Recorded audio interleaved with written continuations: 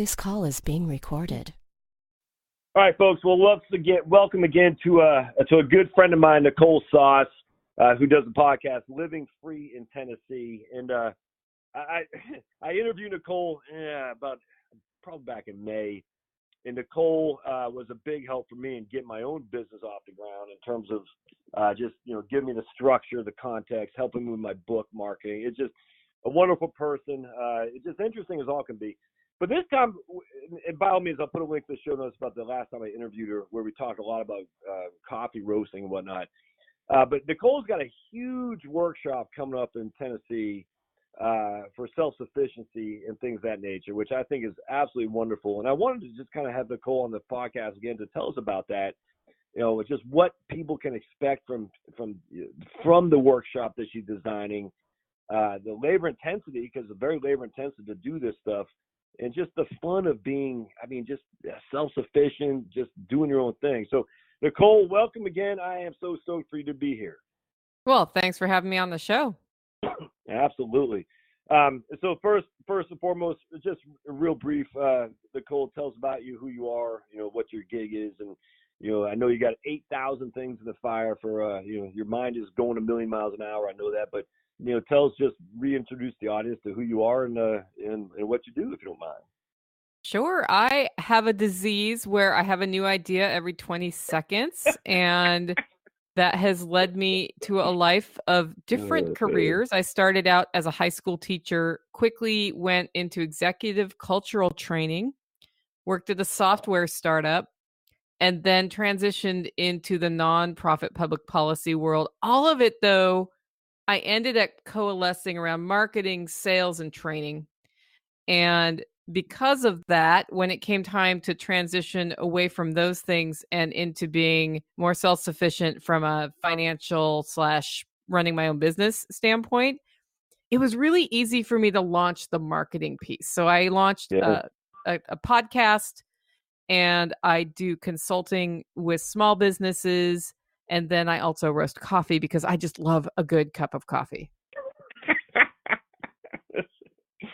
Absolutely. How's coffee business going for you since we last spoke? Again, about 8 months or so ago. Gosh, it's doubled in size since then. We launched a Coffee of the Month Club where you can get a different coffee from a different region every month. And that made a big difference right there. So people love that variety. Yeah. What was the spark to get the coffee? That's pretty cool. That's a great idea. What was the spark for that? Well, you know how I'm always so to have the signature blend, I taste a lot of different coffees from different farms. Yeah. And I realized I have this vast knowledge of flavor of beans, and not everybody likes what I like, which is sort of a deep chocolate caramel rich coffee flavor. That's the Hollow Roast blend. And I end up tasting, something that has more citrus, more cherry, more peach flavors. It's almost like tasting wines. And I thought, I've got all these notes, and people who love coffee are interested in variety. So I'll just give it a shot. And then I started talking to some friends, and they were like, yeah, do that. So the Coffee of the Month Club, it's like a subscription, and just a new pound of coffee shows up at your doorstep each month with a new flavor? Yeah. Yeah, for $25. Yep. Hollowroast.com, baby. All right, so $25 a month. Is it 16 ounces of not ground, but of beans that you ground yourself? Yeah, so it's 16. So it's a pound of coffee, a whole bean, and that includes the shipping on that one. So I could not figure out how to package that one without building the shipping in and have it work right. Because you can buy, you can do a subscription every month, or you can buy all 12 months at once, or as a gift, right? Or 6 months or 3 months. So a lot of people are giving them away as birthday gifts. That's what I'm saying. So that's what, $300, right? That's what financial planner skill said, 12 times 25. So that's $300, and you get 12 pounds of very unique, differentiated coffee that essentially has cleared your taste buds for approval. You have the Nicole Sauce seal of approval. That's sweet, man. What's the website again? Hollowroast.com. Oh, that's fantastic. And you're getting these from all over the world, all over the country? Where are you getting them from? I get them from all over the world. I usually buy direct trade. So that's direct from the farmer, which gets the farmer a little bit more money than fair trade. Right. And so the idea is to help because people who grow coffee don't get a lot of money for what they do. And they get even less the more middlemen you have in there. I do have an importer I work through, although this is exciting. So I just got in contact with a guy in Colombia who has figured out how to send directly to the US straight to me. Really? Yeah, so my Colombian bean may be like no middleman, which means then that farmer gets more of the money. Well, how do you get I don't want to go too far off because I want to talk about the workshop, but how do you get to know the farmer specifically? Just from Facebook or something like that? I mean, there's a dude in Colombia, a dude in Zimbabwe or whatever growing. How does Nicole Sauce say, hey, dude in Colombia, let's talk? How does that happen? So when you become a roaster, you meet other roasters and they have relationships. And so like this one is literally somebody I built a website with, right? And he's like, oh, hey, I roast coffee. And so we got to talking and he just happened across this guy. Now, the other ways you start traveling and meeting people. Right. Okay. That's the not fun way to do it, right? When you have to go to other countries and see the world. And taste their coffee right there. Yeah, right there fun. On their farm. Yeah, it's horrible. Hey, let me ask you a question. We had communicated a little bit on Facebook on through the Survival Podcast, but I have a good friend of mine who does missionary work in Zimbabwe, and I forgot you had answered my question, but he was talking about the Zimbabweans coffee growers are trying to up their game. I'm drawing a blank exactly what the context was, Nicole, but you had said something about like African imports or Zimbabwe. I forgot. Do you remember what we're talking about? I was curious because I always want to ask you about that. Like, is there an opportunity there for an entrepreneur to reach out to Zimbabwean coffee growers and bring it back stateside? And you had said something along those lines. I just forgot what it was. Do you remember? Yeah. So to be an importer here, you have to figure out how to do all the customs stuff, right? This is why I'm not doing that. So when you talk about return on investment of your time in your business, right. I could do that. And then my job would change from being a roaster to being an importer of beans. And I would be trying to sell those to all the other roasters. And while I do sometimes sell green beans, it's not the same. Like what I'm selling is the craft roasting. If you order coffee from me, I roasted it. I roasted it to order. I don't just have it sitting on a shelf. And, that's why people buy my coffee because it's very fresh. I roast it, I ship it, it's in your mailbox within a couple of days. So if you were to go the other route, you could not be roasting, and you can't wear two hats in that regard. It'd be too much. A person could set up their business to do that. It's not my goal to have that kind of business. Yeah. Yeah, understood. All right, that's interesting. All right, I think that's exactly what you said about the issue there is that the importing would take away from your ability to actually do what you love, which is roast coffee. Right. So hollowroast.com, $25 a month subscription. Nicole, seal of approval on the coffee. I'm buying this, and then of course you can buy it for yourself, buy it for gifts and whatnot. That's pretty cool. I would be willing to set up a coupon code for your listeners. Oh, what? Yeah, okay, that's fantastic. Cool. What I mean, can you do that right now? Like, tell me what it is, or what do you want me to? Do you have a membership program? No, I just. Yeah. Okay. So here's the deal. Why don't you have one of those? I frankly don't know. Well, okay. How about this? Heritage Wealth Planning will get you $2 off a pound for the next 30 days. Okay. So say it again. If you type in a coupon code of Heritage Wealth Planning at hollowroast.com, you get $2 a pound off for the next 30 days. Yep. What if you want the subscription thing? It'll be instead of $25, it'll be $23. Yep. And here's what happens on that is my subscription software may tell you on month 2 that it's $25, but then I go in and I retroactively make sure that $2 comes off. Okay. It's a tech thing. Yeah. And if if you want to buy multiple months in advance, they would just need to contact me because that will take $2 off the whole $300 order. And if you email me, I'll make it the proper amount. which would be All right, 24 cool. off. So, folks, Yep. the easiest way probably, well, not probably, just go to hollerroast.com and Nicole just contact you directly, say, I heard you on the podcast. We can get this done. Would that be, I don't want to say it's the easiest way, but would that be something that they could do Yeah, if they if you're wanted going to to? do multiple months, do that. If not, just type in Heritage Wealth Planning Okay. in the Gotcha. coupon code, and it's magic. Well, I'm saying like a one-time, like, hey, I'll pay $300 minus, Yeah. $2, then just call you or contact you directly, and just you can. Yeah, there's a contact saying? form at hollerroast.com. It Okay. goes straight to me. It does not go to anybody else. Yep. Cool. That's fantastic. All right, cool. All right, so I know we got hard stops. So I want to make sure we talk about the spring workshop. And so if you go to Living Free in Tennessee, hey, Nicole's got a podcast. Just this must listen to for sure. How many episodes you got now? Like 150, 130 or something like that, Nicole? 139 just published. Okay. 2 minutes before you called me. Oh, okay. Right on. That's 2 minutes. fantastic. So, yeah. A podcast, which you should subscribe to. And, of course, anytime you subscribe to a podcast, always do the 5-star thing. But I want to talk about this workshop. So tell us a little bit about the workshop, the what you have going on, Nicole, the genesis of it, who's coming. Just, this is just awesome. Just go and take your time, do whatever you got to do. But I just tell the audience about your workshop and how awesome it's going to be. Okay, so there was a point in my life where I was so miserable at my job, and it was taking over all of my personal energy that I said, screw it, I'm going to start a podcast. So I have an outlet, and I started Living Free in Tennessee, and I just talked about the homesteading stuff I did to begin with.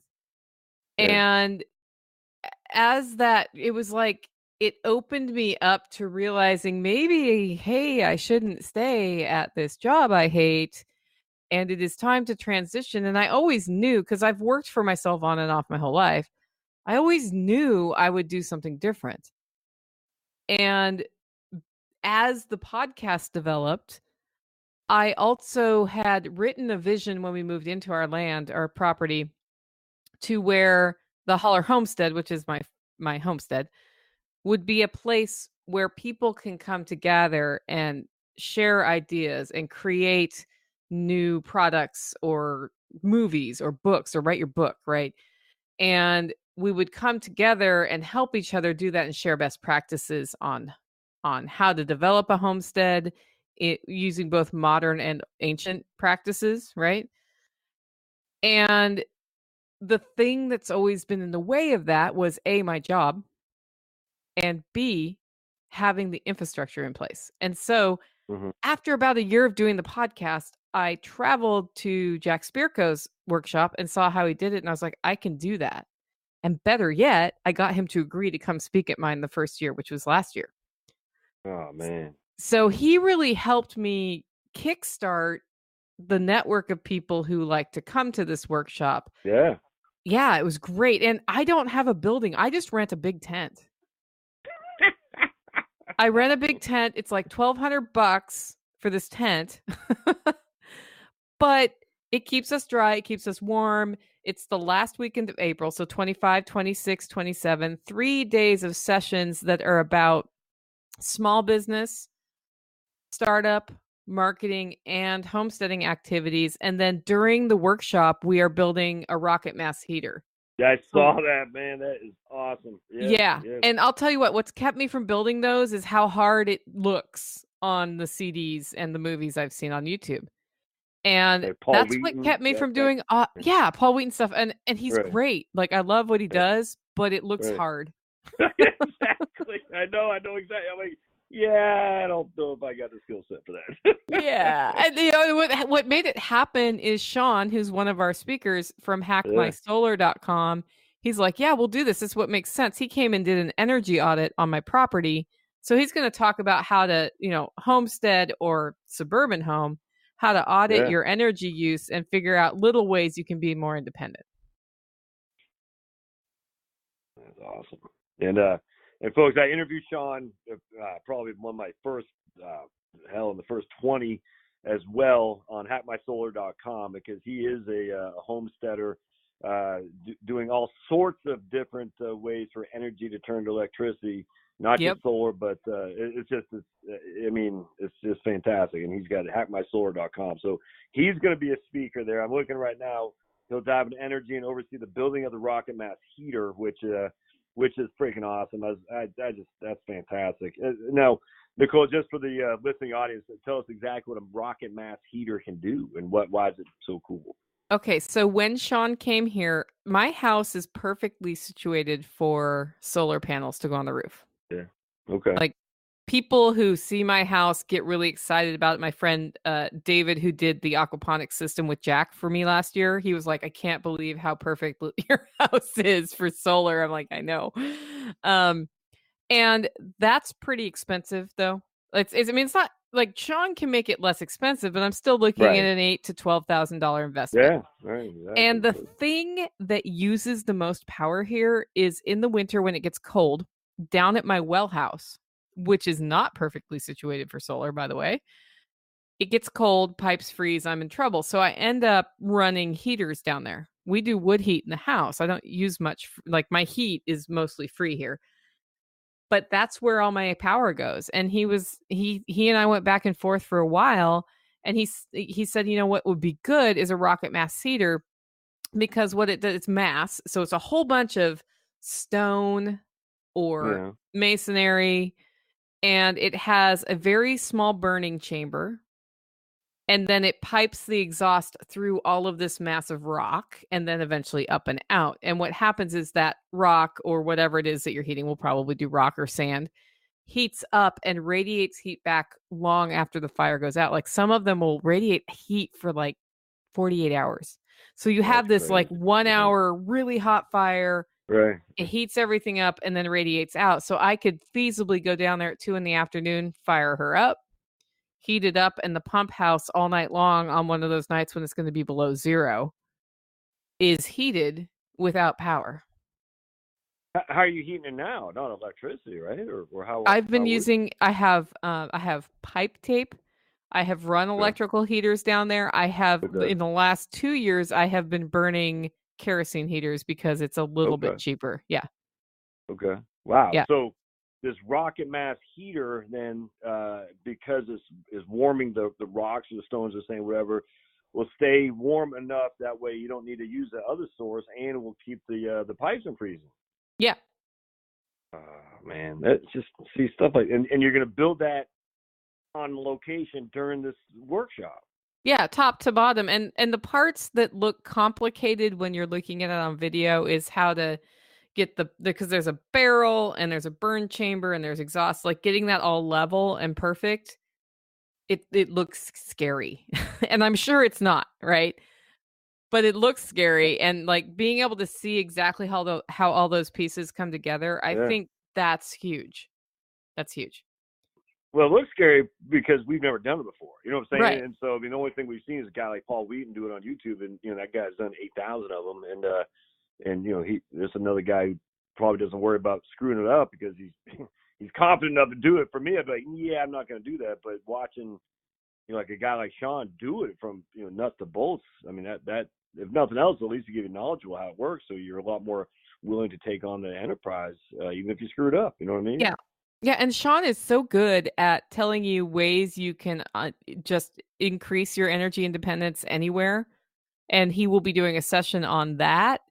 I got Sandor Katz to talk about wild fermentation. Do you know who that guy is? I do not. Tell me about him. One of the leading experts on fermentation in the world happens to live near me. And no kidding. I was like, what would really round out this workshop? A fermentation session by Sandor Katz. And I looked at his website and I looked at his teaching schedule because he travels all over the place showing people how or learning about different kinds of fermentation. Turns out the weekend before mine, he's doing one at his place, which is about 25 minutes from here. So I sent him an email and he was available. So he'll be there. Oh. Yeah, it's going to be great because, any question I can't answer is that guy, he can answer questions I haven't thought of.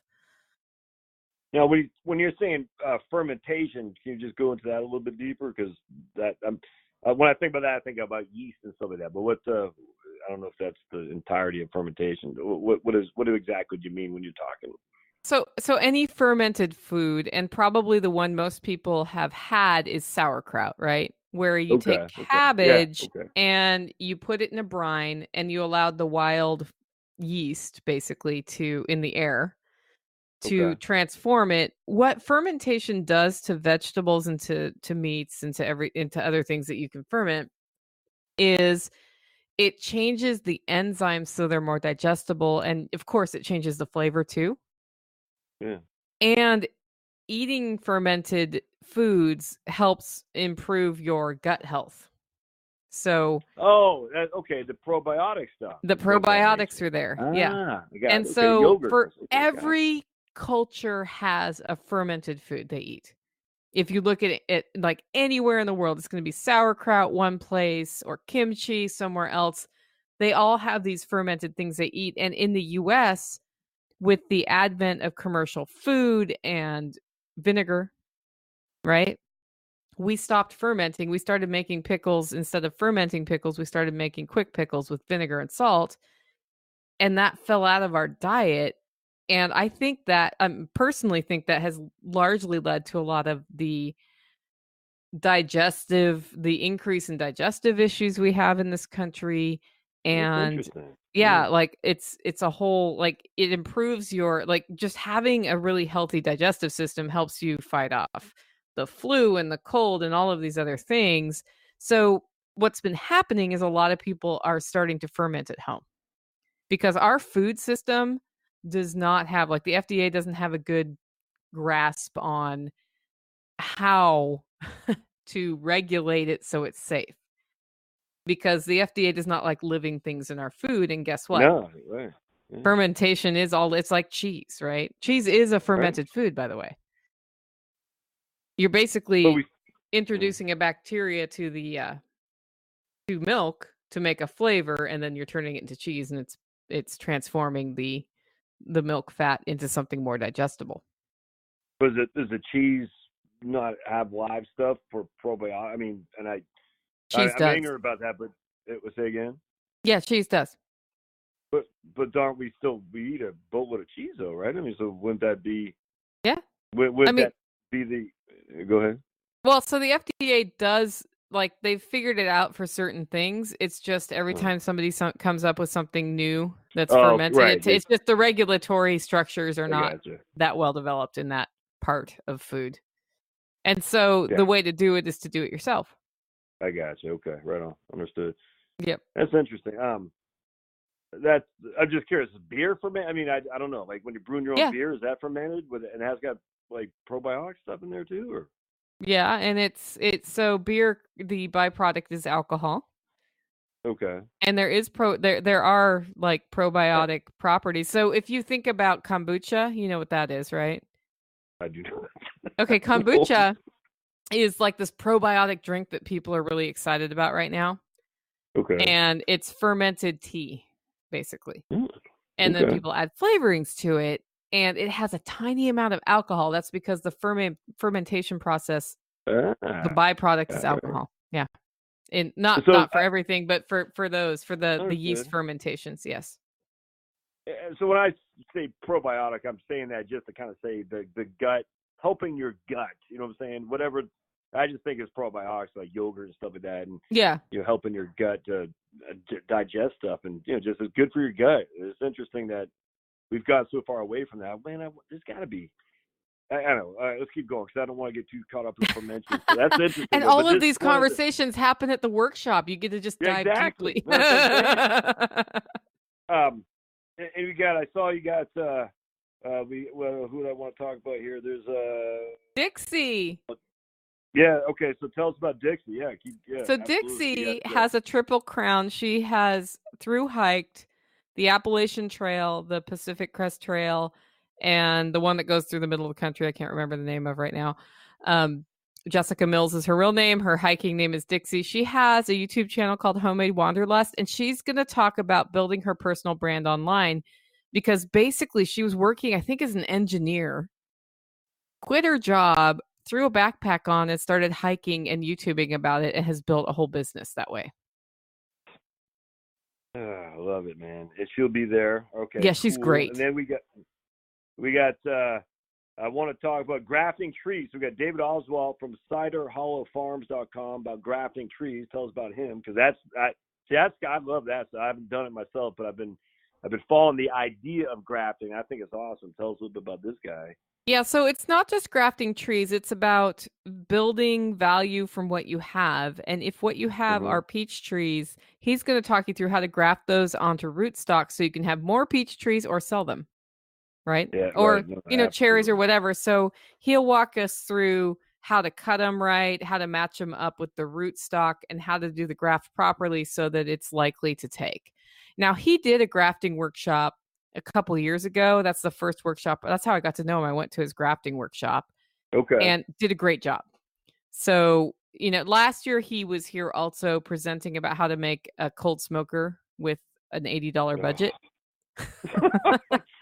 We'll be using that cold smoker to cook the food at the workshop, as a matter of fact, some of it. Let's just love. I mean, how can you not love this stuff? All right, and then you got Brett Corriere, BrettChef.com. They'll cover charcuterie. Charcuterie. Yeah. Charcuterie. I'm from Maine, Nicole, so we don't pronounce things correctly. So that's what okay. is charcuterie? How awesome is that? It sounds so charcuterie is basically all those yummy meats you like pepperoni and bacon. Yeah, okay. Yeah. So he's talking about how to cure meats, and he'll do a couple. I think he's doing bacon and maybe lardo and a couple of other things. And then he is also, so last year I didn't have a budget in place to pay somebody to help with the food, and somebody came in and traded me a workshop registration for it. Did a great job. This year I have a little bit more of a budget, and Brett is coming in and just overseeing all of the meals with a helper. So there's like 2 people in the kitchen, which will be okay. So the food was good last year. The food's gonna be great this year. And is he going to go over techniques on this stuff too? Oh yeah. On the workshop. Okay. Oh yeah. Sweet. Yeah. And then we got Patrick Rohrman from mtknives.net. Talk about Pat. So anyone who follows the Survival podcast is very familiar with this guy. But tell us a little bit about what's going on with him at your workshop. Yeah, so Patrick will be here. He was here last year showing us how to make a knife, and this year he's showing us how to sharpen a knife. Where's he coming from? This guy from Missouri. From Missouri. Okay, gotcha. For some reason I thought Texas. Okay, cool. Right on. So he's going to show us. Last year he showed you how to make a knife, and this year he's going to show you how to sharpen it. Okay. Yeah, and then here's the thing: while he's here and he has all his stuff here, I usually hand him all my knives to sharpen. So you can it costs a little bit extra to pay him to do that, but I make sure he gets all my knives sharpened while he's here, because it's great to have a sharp knife. Some crappy Walmart tool. He's doing it the real way to do it, how you're supposed to do it, to keep them sharp for many years to come. Yeah. So it's worth the fee to get sharpened correctly. I think he charges $1 an inch. It's not that much. Oh man, right on. Okay, yeah, sweet. So that's fantastic. So you can learn how to do it, watch this guy do it at the same time, knowing he's doing it for you as well, and then. So that's a pretty good takeaway, to learn actually how to sharpen knives. Because something tells me that a lot of people, I don't know. I just buy those tiny little tools, those little grinders, and done. But I don't know if that's the right way to do it. And yet, your knife collection is such a big deal for all the meat you're cutting all that stuff. So to sharpen them is a big deal. Then we got was that Dory Mulder from 40 Acres in a Cave. So what's is that Dory or Dory? Yeah, it's Dory. Dory reached out to me and was like, "Hey, what do I need to think about before I get onto property?" And it was at a really interesting time in my life. Podcast was relatively new, and I was like, "Well, come on my show, do an interview." Turned out she'd found this property that it's a 40-acre property with 8 or 10 cabins, some of which are falling down, some of which are savable. The original homestead house, and then there's this huge cave, and they built a restaurant on it.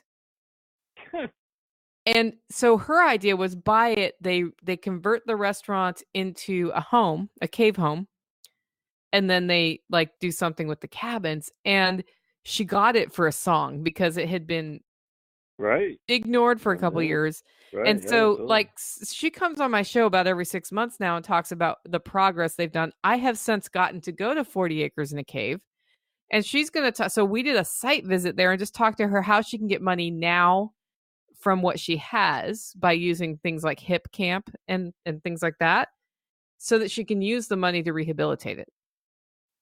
Gotcha. Now, Yeah, and so she's where's going to talk her? about that. Hers is in Missouri, in the Oh, okay. yeah. So hers is in the Appalachian, not the Appalachian, the other one, the Ozarks.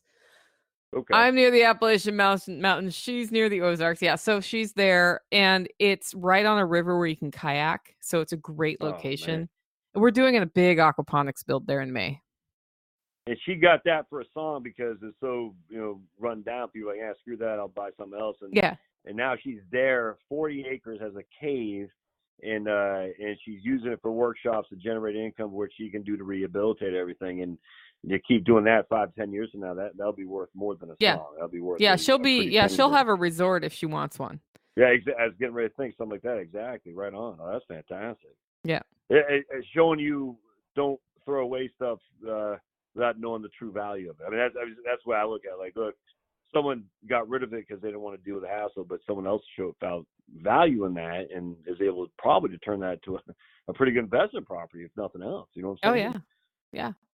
Plus, I Then think we she got likes being in the country, so she gets to be in the country. oh man. And last we got Kurt Duggar from Freedom Photography. He'll talk about building a network before you need it. What does that mean? Okay, so Kurt is doing into paramotoring, which is basically a parachute and a motor, and he flies. And so he decided he Awesome. wants to be an instructor. It's going to take him a couple years to get that done. And he called me. He's like, "What do I do?" And I said, "You start blogging about your story, Yeah. because if you tell your story for 2 years, when it comes time to get customers or students, they will have been following your story the whole time." Yes. Man, that's I love it. Yeah, So so he's going to talk about that. He's a great guy.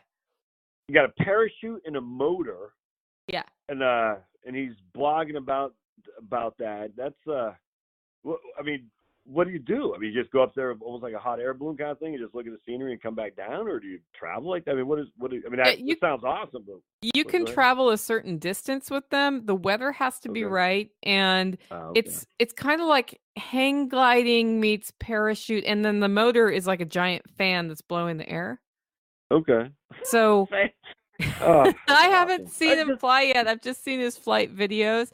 He was at 40 Acres in a Cave with me, and it rained. So when it's raining, it's not a good condition for that. So like every time we do anything, he's like, "Is there an airport nearby?" so he can go up in the air. But that it'll be fun. And he's also our cryptocurrency expert. So a lot of people talk to him about cryptocurrency. Yep. And don't forget, I'm doing a cheese making session. So I'm going to show how to make soft cheeses. Yep.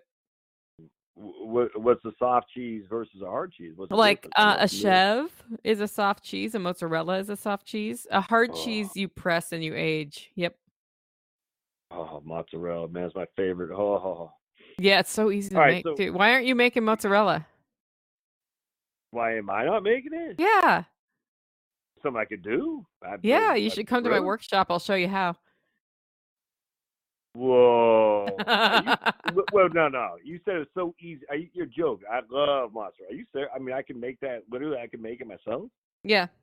I show you how to do it. It looks hard on YouTube, but there's a hack with a microwave that makes it a lot easier. Oh man, Nicole, you don't understand how much I love mozzarella. Oh, you should be making it because you'll make the best mozzarella if you love mozzarella. That right there. I mean, I'm just looking at the list. You got. Look, I know Sean. I've heard of Jessica Mills. I've heard of her. Obviously, I know you. And then some of these other guys. Patrick Rohrman. I've heard him. But it's the ingenuity of just American. This is why I love this kind of people, because it's taking a freaking parachute with a motor. A lady's getting a 40 acres in a cave. I mean, how much? Just how? An $80 cold. Smoker. I mean, just the ingenuity in America is just as awesome. And all these people are doing something because they enjoy it. And Yep. like you said, you quit, and I call it a crappy old job. You quit your crappy old job to go do. You're like, I can't take this anymore, and just it's awesome. All right, so this is at, and I'm looking, and I know we both got hard stops here in just a second, Nicole. But and I promise I'll let you go in just a sec. But this is, we got $400 for the whole thing. Is that it? Is that, it includes food and camping. And so if you don't want to camp, camping. Food, camping, all the sessions. We have people bringing craft made spirits or not spirits, but like beer and whatever that they're bringing it to share. If there are spirits there, we wouldn't talk about it. And so it's a really good time. I think the relationships you make there at the workshop are great. We had a couple of businesses start after this workshop because they had a chance to just run things by people. And it's a really good time. If you don't want to camp, there are condos nearby that are, I think, $85 a night for somebody, like I have a couple people who fly in and they're like, I do not want a tent. I want my shower every morning, and they stay there. A couple people can share one of those comfortably. So, and it's Lancaster, Tennessee, which is hour east of Nashville. So anyone, and that would be hour east of Nashville is going towards Knoxville, I presume, right? So between Knoxville and Nashville. Yep. And then how far away would that be from like Chattanooga? Like 2 hours? It's or a so, 2-hour drive from Chattanooga. Okay. I think 3.5 or 4 from Atlanta if you drive. And sign up at livingfreeintennessee.com. Yep. Now I definitely put a link to the show notes. And this looks just like a freaking boatload of fun, Nicole. All right, so let's let you go because I know but two things. So, folks, if you want Nicole's coffee that she roasts herself right there in Lancaster, Tennessee, where she picks the beans for you. I mean, you're talking $300. You save $2 a pound, so it's whatever that is, $2.74. Yep. Something like that. Yeah, $24. 76. So for a whole year's supply, that includes shipping, and then listen to the last time I interviewed Nicole about French press and why you'd want to do that French press too. But and then this workshop just sounds awesome. You're going to meet some wonderful people. Nicole, I'll let you get out of here. But last thoughts on this, and again, I'll kind of have a better Excuse me a second. Intro and outro. Yep.